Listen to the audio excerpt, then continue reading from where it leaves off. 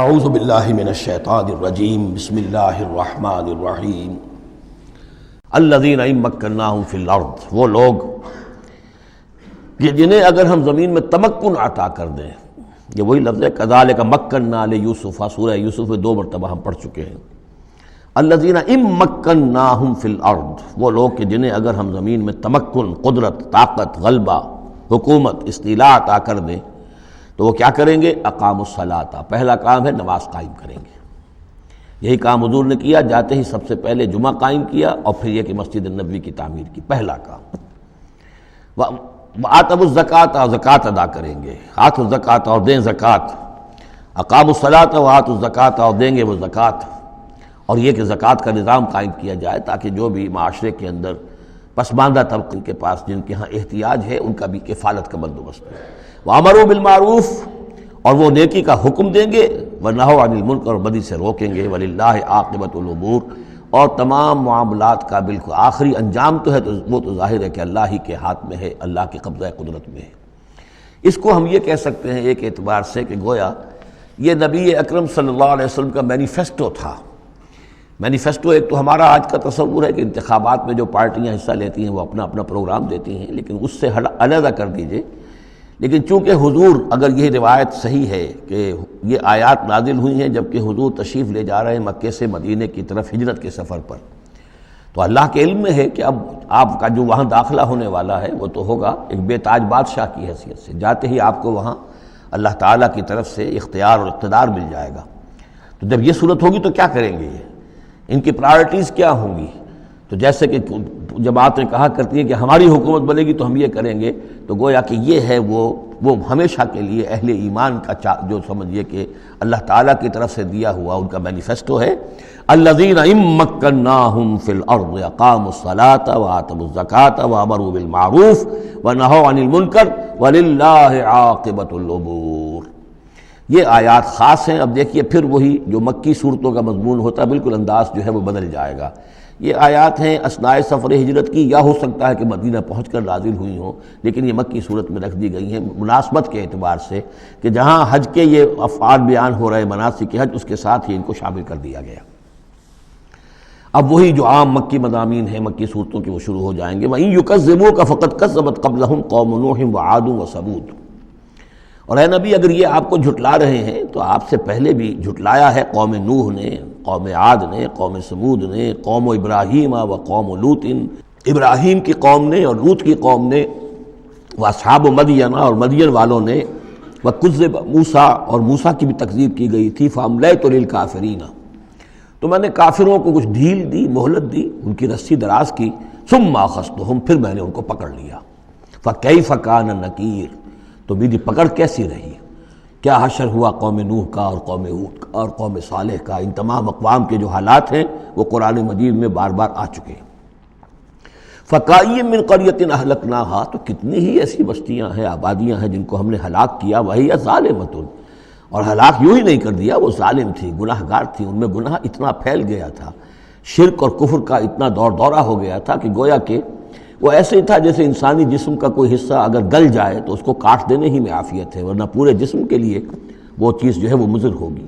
ایمپوٹیشن ہو جاتی ہے، ہاتھ کا، آرم کا ایمپوٹیشن ہو گیا، پیر کا ایمپوٹیشن کر دیا گیا کہ اتنا گل سڑ گیا ہے کہ یہاں سے متعفن مواد جو ہے اگر خون میں جذب ہو کر پورے جسم میں جائے گا تو پوری جان جو ہے اس کی ہلاکت کا اندیشہ ہے۔ تو اللہ تعالیٰ اسی طریقے سے ان بستیوں کو کہ جو اس طریقے سے گندگی کا اور برائی کا اور معصیت کا اور سیئات کا مرکز بن چکی ہوں اور وہ پھوڑا بن چکی ہوں، پھر ان کے لیے یہی اللہ تعالیٰ کی طرف سے سرجیکل آپریشن ہوتا رہا ہے۔ فَكَأَيٍّ مِّن قَرْيَةٍ أَهْلَكْنَاهَا فَهِيَ ظَالِمَةٌ فَهِيَ خَاوِيَةٌ عَلَىٰ عُرُوشِهَا، وہ گری پڑی ہوئی ہیں اپنی چھتوں کے بل پر۔ وَبِئْرٍ مُعَطَّلَةٍ، کتنے ہی کنویں ہیں کہ جو بند پڑے ہوئے ہیں، بڑی محنت سے لوگوں نے اپنے اپنے زمانوں میں کھودے ہوں گے، ان سے پانی پینے والے لوگ ہوں گے یا جمگھٹے رہا کرتے ہوں گے لوگوں کے، اب معطل پڑے ہوئے ہیں۔ وقصر مشید، کتنے ہی محل ہیں جو ان میں بڑی گچکاری کی گئی ہے، بہت انہیں مضبوط بنایا گیا ہے۔ اب جاؤ الحمرا کو دیکھ لو، کبھی مسلمان حکومت کیا کرتے تھے، غرناطہ میں جاؤ اور دیکھو الحمرا محل کیسا ہے، جاؤ اور قرطبہ کی مسجد کو دیکھو کہ جہاں کوئی سجدہ کرنے والا نہیں ہے، کسی کو سجدے کی اجازت نہیں ہے۔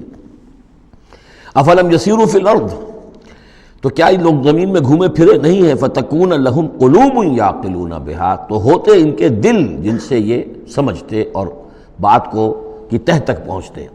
تو یہ جو لفظ قلب کے ساتھ عقل آیا ہے، اب اس کو اچھی طرح سمجھ لیجئے، چونکہ یہ بات میری تو آپ کے سامنے آ چکی ہے کہ میرے نزدیک انسان ایک مرکب وجود کا حامل ہے۔ اس کا ایک وجود حیوانی ہے، خالص حیوانی اور مکمل حیوان اور اعلیٰ ترین حیوان۔ انسان اعلیٰ ترین حیوان ہے، تمام حیوانوں میں سب سے افضل ہے، اور اس میں وہ ساری فیکلٹیز ہیں کہ جو حیوانات میں بھی ہوتی ہیں، لیکن اس کا ایک روحانی وجود ہے، وہ مکمل وجود ہے، انڈیپینڈنٹ ہے، بالکل اس حیوانی وجود سے ایک علیحدہ اور مستقل بذات وجود ہے۔ یہ دونوں کیسے جڑے ہوئے ہیں یہ ہم نہیں جانتے۔ وہ تو ہمیں یہ بھی معلوم نہیں کہ انسانی جسم میں جان کہاں ہے، کچھ پتہ نہیں، کہاں دل میں ہے کہیں ہے، تو دل تو بدل دیتے ہیں لوگ، پھر بھی وہ جان تو وہی کی وہی رہتی ہے۔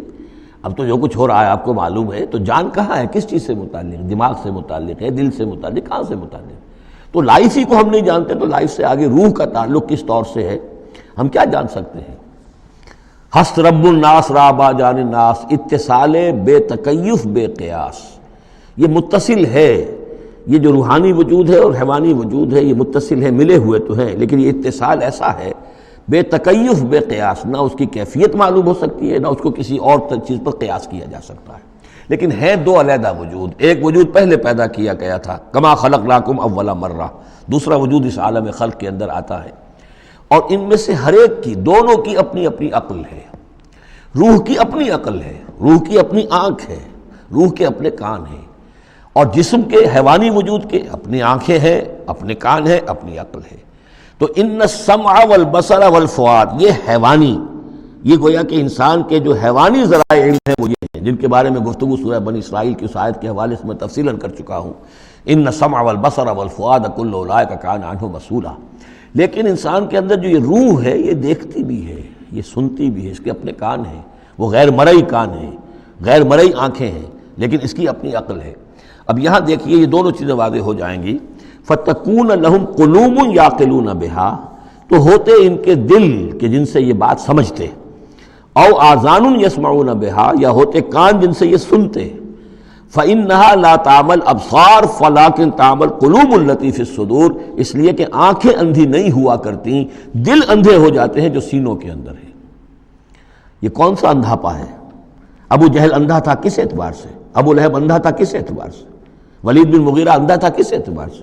ان کی آنکھیں تو اندھی نہیں تھی، ان کے دل اندھے ہو گئے تھے، ان کی روحیں اندھی ہو گئی تھی، ان کے اوپر اپنی دنیاوی اغراض، اپنی ضد، اپنی ہٹ دھرمی اور اپنے تکبر اور اپنے جو بھی ان کے اندر عصبیتیں تھیں، اس کی وجہ سے اس طریقے سے ان کے اوپر پٹیاں پڑ چکی تھی کہ وہ روح نہ دیکھتی تھی نہ سنتی تھی۔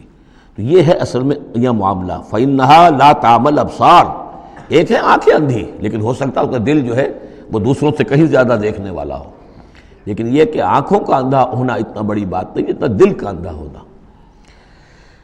أَفَلَمْ يَسِيرُوا فِي الْأَرْضِ فَتَكُونَ لَهُمْ قُلُوبٌ يَعْقِلُونَ بِهَا، تو کیا یہ زمین میں گھومے پھرے نہیں، پھر ہوتی ہیں ان کے دل کہ جن سے یہ بات کو سمجھتے، او آذان يسمعون بها، یا ہوتے کان، روح کے کان کہ جن سے یہ سنتے، دیدن دیگر آموز سنیدن دیگر آموز، اس لیے کہ ظاہر بات ہے بستیوں کو تو وہ دیکھتے تھے، کتا بھی دیکھ رہا ہے کہ کار آ رہی ہے، اسے بچنا ہے، وہ بھی اپنی جان بچاتا ہے، انسان نے بھی دیکھ لیا اور وہ بھی جان بچانے کے لیے ایک طرف ہو گیا، تو کوئی بڑا فرق نہیں۔ یہ حیوانی جو دیکھنا ہے وہ تو دیکھنا ہے، لیکن انسان کا دیکھنا کچھ اور ہے۔ فَإِنَّهَا لَا تَعْمَى الْأَبْصَارُ وَلَكِنْ تَعْمَى الْقُلُوبُ الَّتِي فِي الصُّدُورِ، اس لیے کہ آنکھیں اندھے نہیں ہوا کرتی بلکہ دل اندھے ہو جاتے ہیں جو سینوں کے اندر ہیں، اس لیے کہ روح کا مسکن قلب ہے، یہ ہم جانتے ہیں، روح کا مسکن قلب ہے، یہ ہم نہیں جانتے کہ کیسے، کس طرح۔ بہرحال دل کو آپ اگر کہیں کاٹیں گے پیٹیں گے تو کہیں وہ آپ کو اس میں روح نظر نہیں آئے گی، وہ غیر مرئی شے ہے، لیکن تعلق اس کا جو ہے وہ قلب انسانی کے ساتھ ہے۔ صدق اللہ العظیم۔